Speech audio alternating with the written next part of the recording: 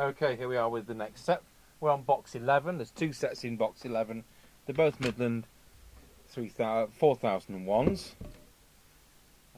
This is one he bought relatively recently from a well-known CB shop, and he bought it 17th of December, but it seems to be not 100%.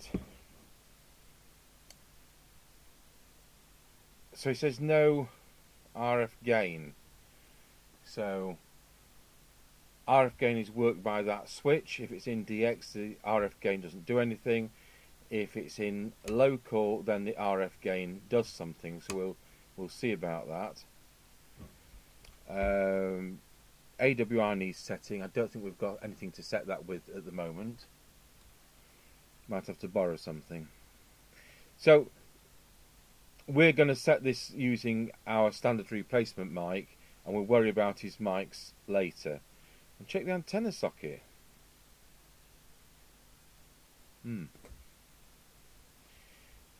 Right. Now the other one, to be honest, externally looks better condition. Now straight away, the big problem I have with this is it's got the wrong power connector. And if that's been filed out, that's going to have to stay. If it hasn't been filed out, we'll get rid of that and replace it with the correct type. You have to bear in mind I specialise in original equipment restoration type of work. So we'll just get this opened up.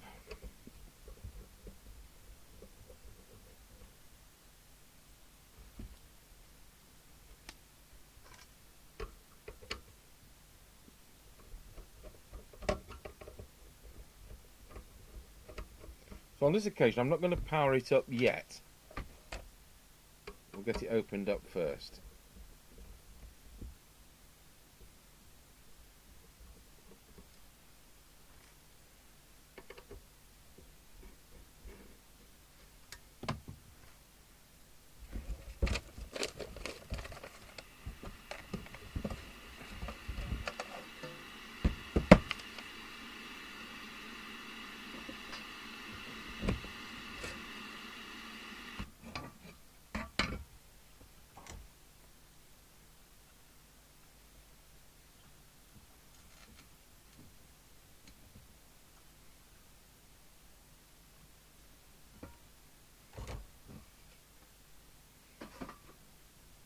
I'm just going to have a quick look at that front.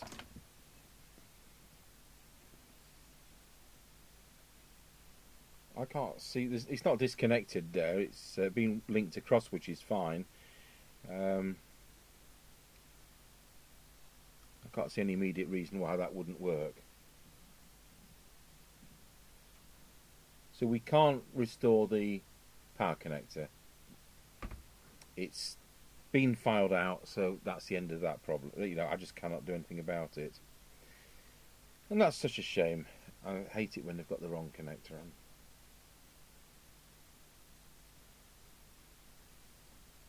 So he seems a bit concerned about the aerial socket shorting out.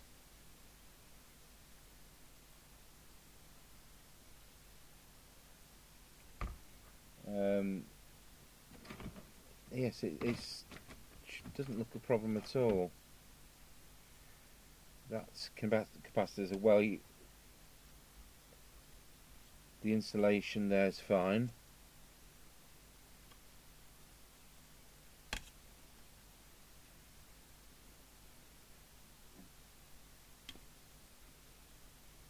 Doesn't look overly worn. We'll just push them in a bit with a precision screwdriver.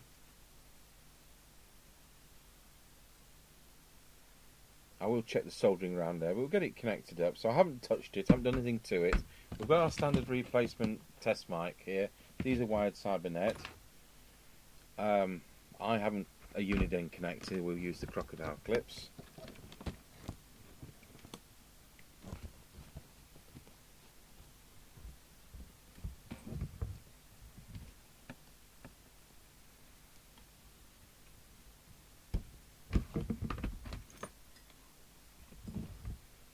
I'm going to start by testing it in PA mode.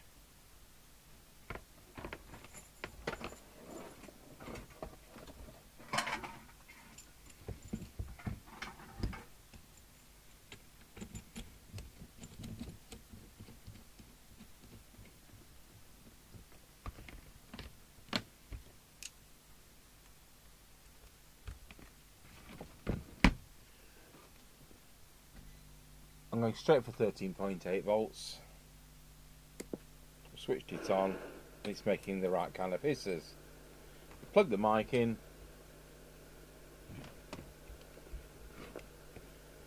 And let's go over to PA. Testing 1 2, testing 1 2, testing 1 2, 1 2 1 2, 1 2 1.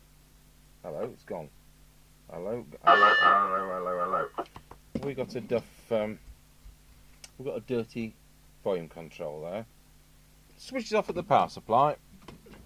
It's a bit of a coming and going there. While at it, I'll just spray the RF gain control as well, and the mic gain. Wow, oh, I may as well do them all.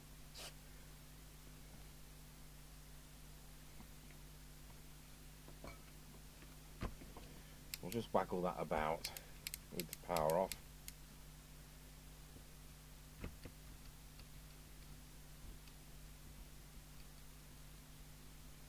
Right, let's try again. Power back on.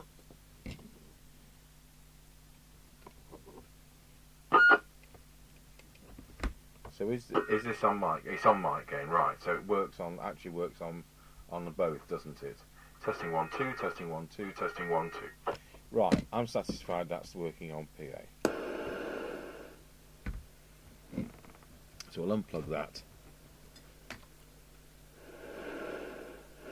You know, the FM hiss doesn't sound right. It sounds thin and weedy.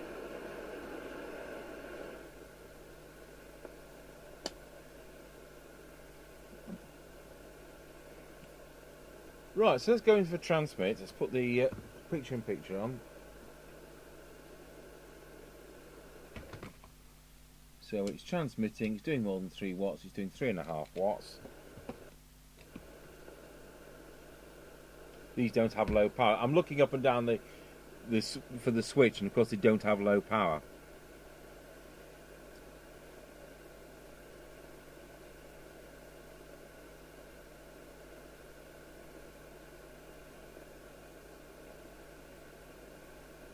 There's no reason, as I've said before, I'll start again. You have to add extra parts in to check the VCO properly, because they don't bother fitting the 3 parts. So this hasn't been disturbed, it's not messed with, and we will check that it's working on channel 1 and channel 40. So we're on channel 40 now, it keys up straight away. We're on channel 1, it keys up straight away. We'll go to channel 20, it keys up straight away. So we're not going to add 3 parts and mess with the VCO. I'm satisfied. So I did that initial thing. I'll get this piece of paper off the lid actually, and we'll use the back of it to write down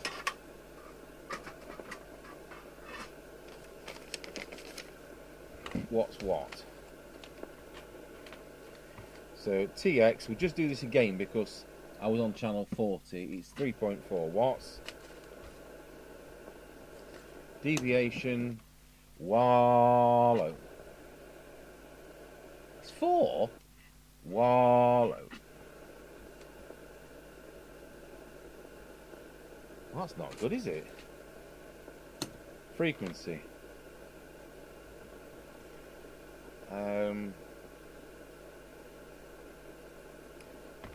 Let's go over to the camera. It's pretty well spot on. I'll just do that here and now, if it'll go.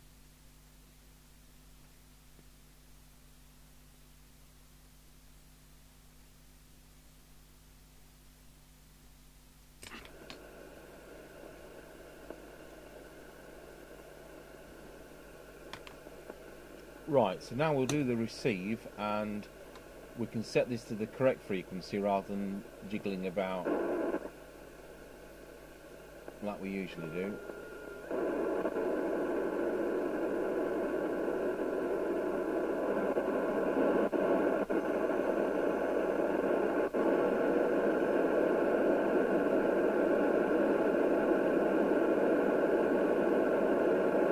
So it sounds like the detector's out. to be honest.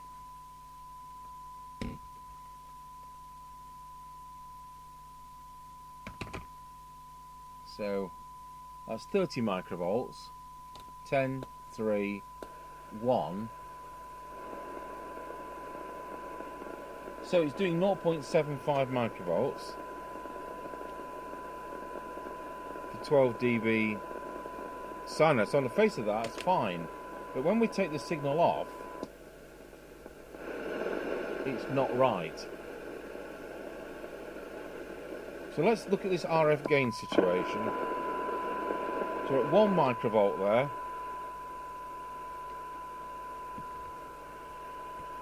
So we'll switch it to local. And that's absolutely fine. So there isn't a fault with the RF gain.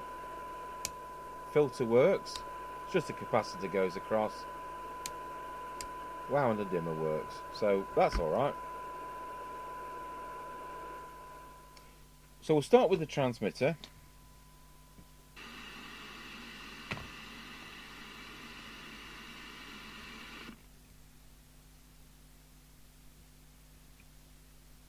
Maximum, which is where it is. That's correct.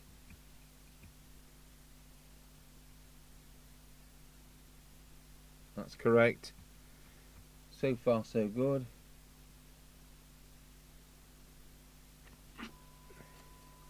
We're now at 3.6 watts.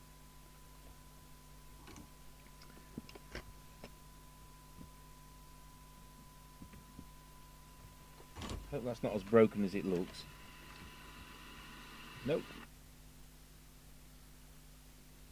Still 3.6.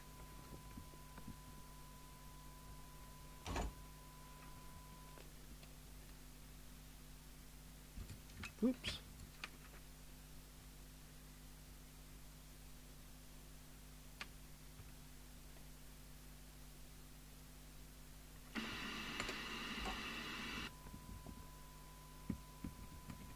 So that's now doing 4. So that's a bit of an improvement. You'll get another 100 yards on it now. So we'll do there's no sign of any dodgy capacitors. Let's do the meter. It should be the back preset.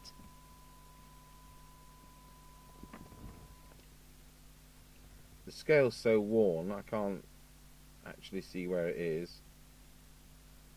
But that's where I think it is. And I notice the AWI is on, so it's quite right.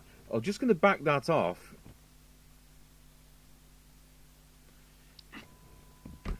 I've lent out our well, what do you call it? And blow me, I've forgotten who I've lent it to. Matcher. What I'm going to do, I wouldn't do this with a customer's set normally. I'm just going to key up with no aerial connected. And it now comes up AWI. So I've kind of adjusted it.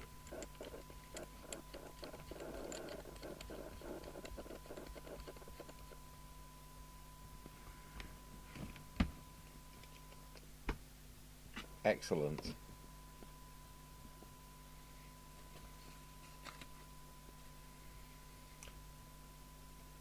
So normally we'd get a matcher and we'd get the matcher so it's about 3-to-1 SWR, and then we'd adjust the AWI so that it comes on at a 3-to-1 SWR.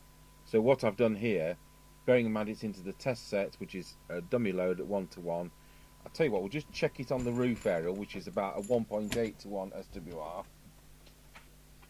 That's the one we use on all the tests and that. And just make sure it doesn't come on with our roof aerial.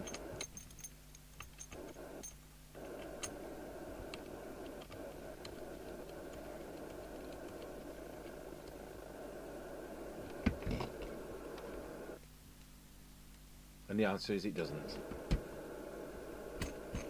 So not a very scientific approach, but I really don't want to buy in another matcher and then wait for that to arrive Unless I find it in the meantime. Unless I come across another one in the meantime. Or the other one comes back.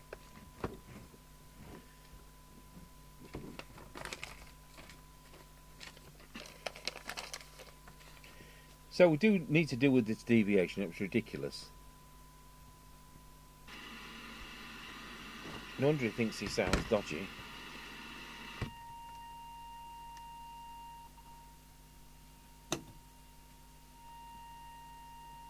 Try it there. Wallow, 1, 2. That's spot on now.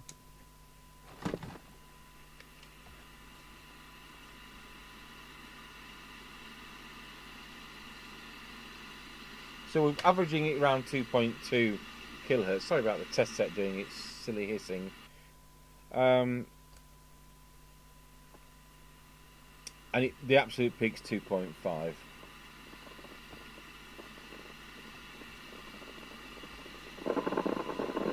You just hear that receive. Dreadful. So we've got no low power. That's it. The transmitter's fine.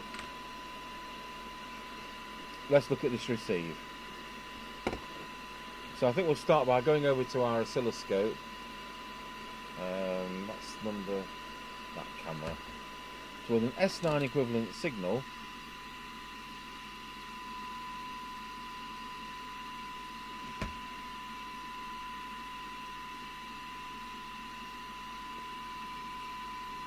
let's see whether this detector's out.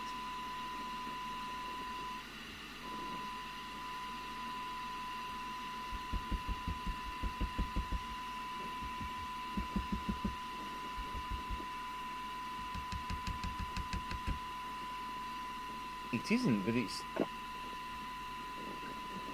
like, to be honest, it's like there's a dry joint. Look at it jumping about.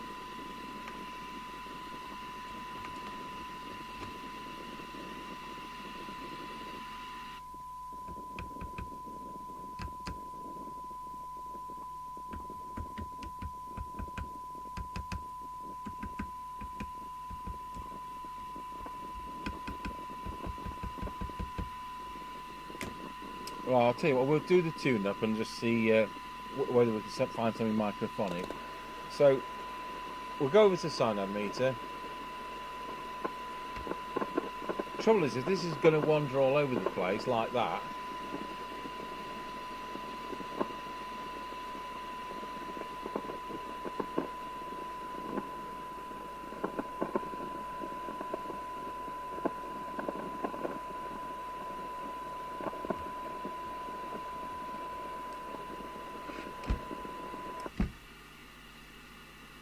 we'll have to get to the bottom of it first, aren't we? We're also going to have to connect it back up to power. It's stabilised now, it's upside down.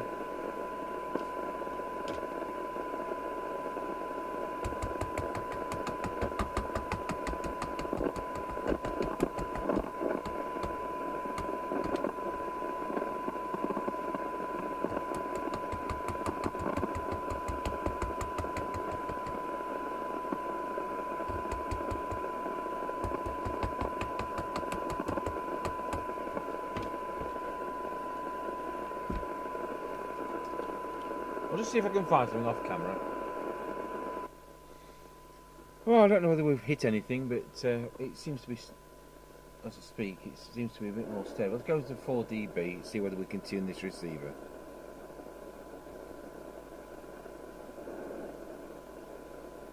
There's no improvement there.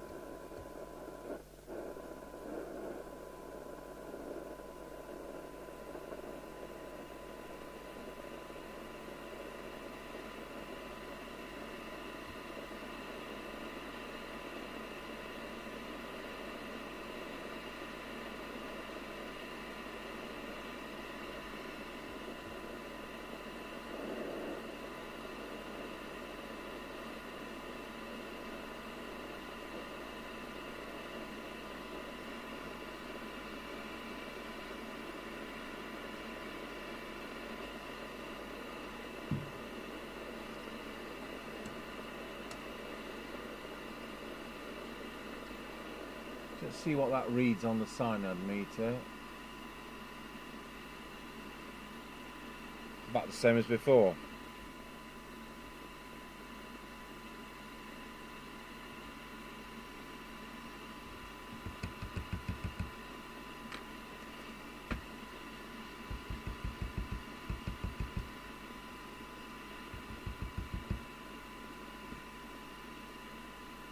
So we're not seem to be having any problems with the filter there, which is one of the things you'd expect.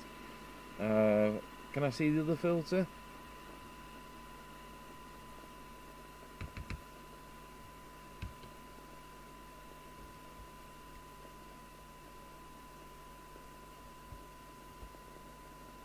Yeah, well, I'm going to have to look on the circuit to think for where the other... Oh, the other filter's just there.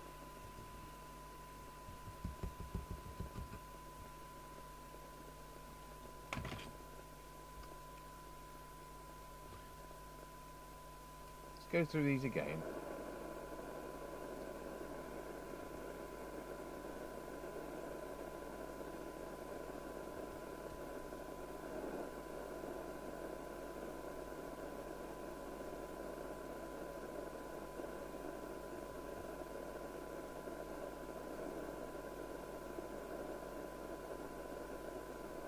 Put a bigger signal on for that.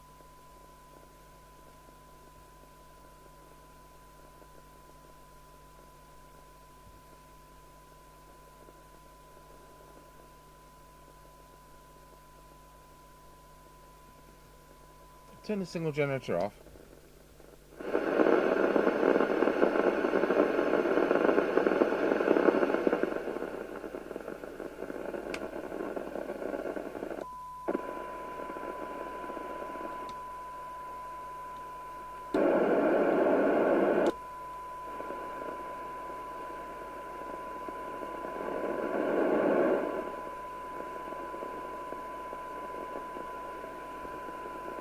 Just check this detector again.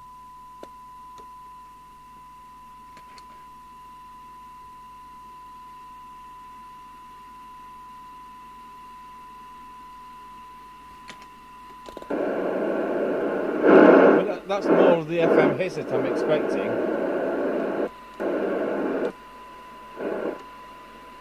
We'll go through everything else, and then I'll have it on soak test overnight. So that should read S9, and it's pretty well bang on. It should be that preset, I think, on this version. Yeah. Check the squelch. Turn the squelch to full. I'll put this camera onto the onto there. Let's have a look at the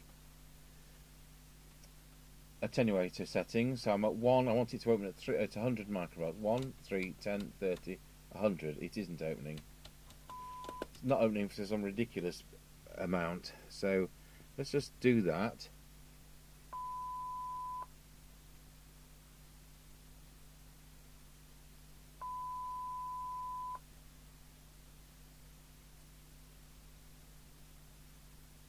There we go. Right, we'll now go back. 1, 3, 10, 30, 100 is opening. So that's where I want it to open. Let's just check the other end of that. So we'll turn the squelch right down. We've got it on standby. Set the squelch to threshold.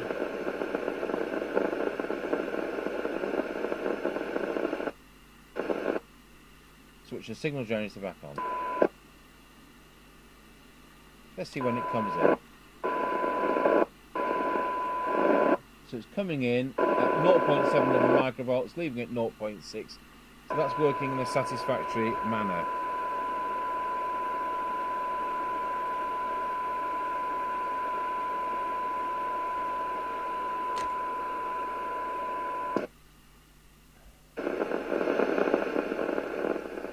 I still think it's generating internal noise.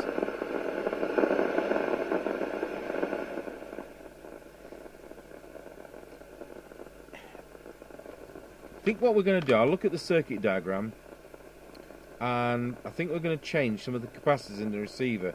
And I've never had Maxon products have capacitors that go down in them, even now they're 40 years old. We're just going to have a look on the circuit as to which ones I think could be a problem. So use the 4E service manual, same thing.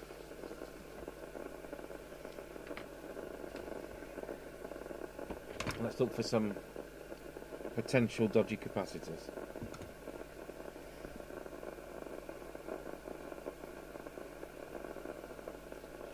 I'm going to take the carrier, I'm going to take the tone off the carrier. Turn the volume up. See, that sounds pretty smooth with the signal on.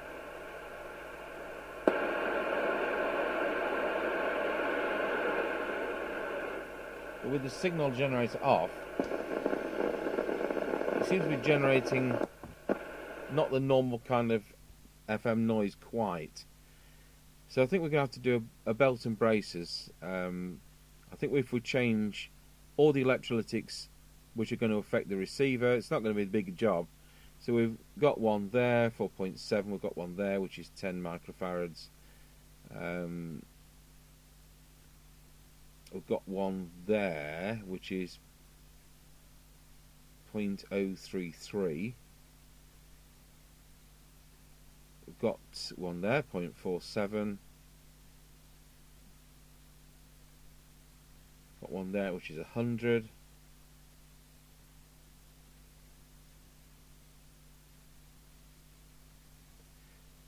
I don't think we've got a problem in the amplifier. We can just check that by going over to PA. No, I don't need to do that. We've already had a signal on, haven't we? With no tone.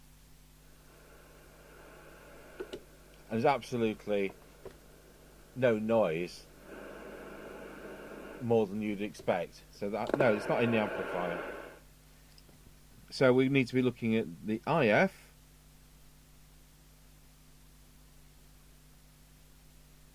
Let's just make sure it's not causing anything on transmit. Let's get me whatever radio we're using today. Pop that onto channel 20. Put the test set into transmit. Put the radio into transmit.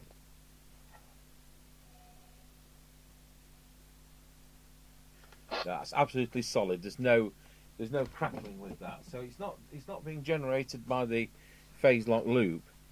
So I think if we just limit our capacitor changes to the IF and the front end, I think that's all we need to do. Is then it's a blanket job. So I don't like doing this kind of thing. It's a bit, to be honest, a bit amateurish. But under the circumstances, I think there's a bit of noise there. I've gone through that soldering and it was stable enough to tune when it wasn't before. But then when it came in and I initially tested it, it was stable enough for us to get a reading. So whatever it is could be intermittent. So I think we'll go through some of those and I'll come back to the video.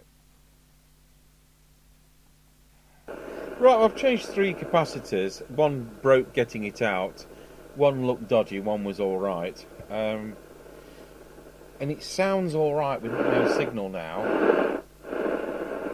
So what I'm going to do, we'll call it a day.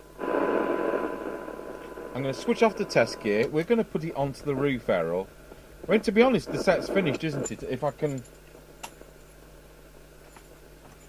The set is finished to all intents and purposes, if the receive isn't being silly.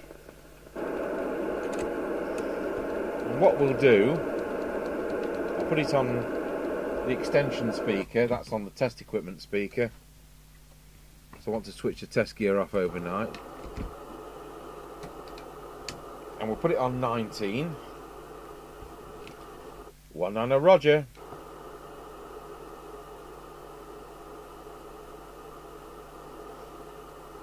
So let's do this RF gain control. So we need to switch it to local. It's definitely working.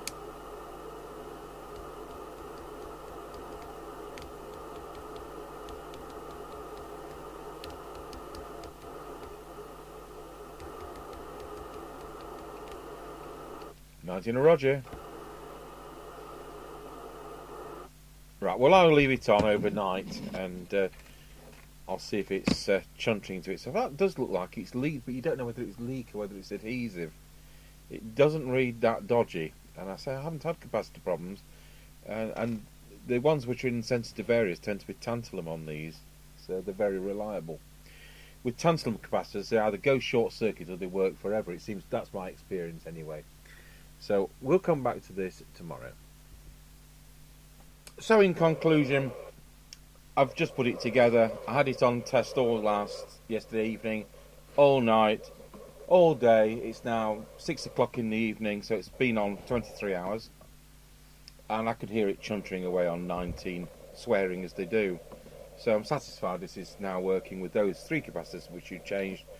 So, 19 Roger.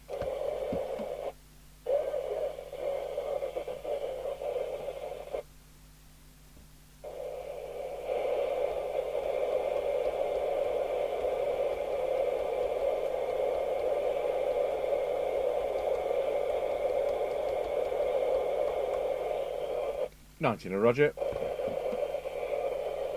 Oh well, that can carry on chuntering to itself.